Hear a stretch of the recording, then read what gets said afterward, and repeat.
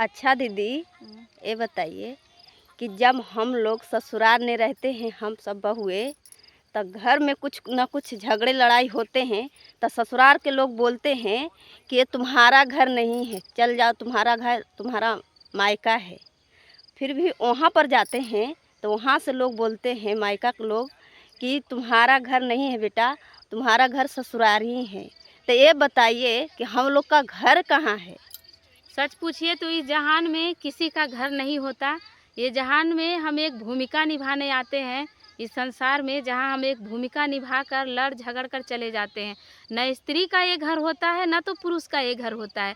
और बेटियों का तो मान कर चलिए कि कोई घर होता ही नहीं, ये बात हकीकत है। और जो ताने देते हैं ससुराल वाले कि तुम अपने मायके जाकर जुबान चलाओ, ये तुम्हारा घर नहीं है, तो मैं यही चाहूँगी कि जो सासू माँ ताने देती हैं, वो सासू माँ का भी ये घर नहीं होता। क्योंकि बहू का ये ससुराल है तो सास का भी ये ससुराल है। वो भी अपने मायके से ज़मीन जायदाद उठाकर नहीं लाई थी, उसे भी विरासत में उसके सास ससुर के द्वारा ये घर खेत सब कुछ मिला था। तो उसी पे वो इतराने लगती हैं और उसी पे वो मलकिनी समझने लगती हैं कि ये मेरा है।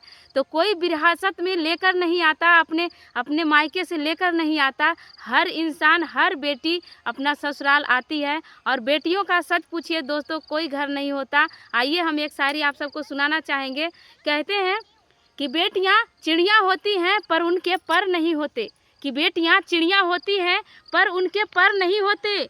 मायका होता है, ससुराल होता है, मगर बेटियों के कोई घर नहीं होते। और कहते हैं कि मायका कहता है कि तू बेटी तू पराई है, और ससुराल कहता है कि तू पराए घर से आई है। हे भगवान, अब तू ही बता दे कि तूने ये बेटियां किस घर के लिए बनाई है। तो सच में बेटियों का घर नहीं होता। और ये अगर मान कर चलिए तो ये संसार में कोई का घर नहीं होता, बस एक भूमिका होता है यहाँ।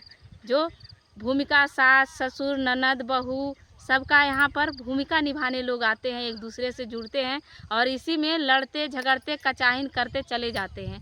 कोई न रहा है यहाँ, न कोई रहेगा।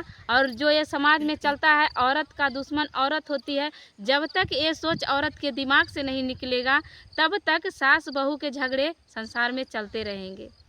क्योंकि सच ये है दोस्तों।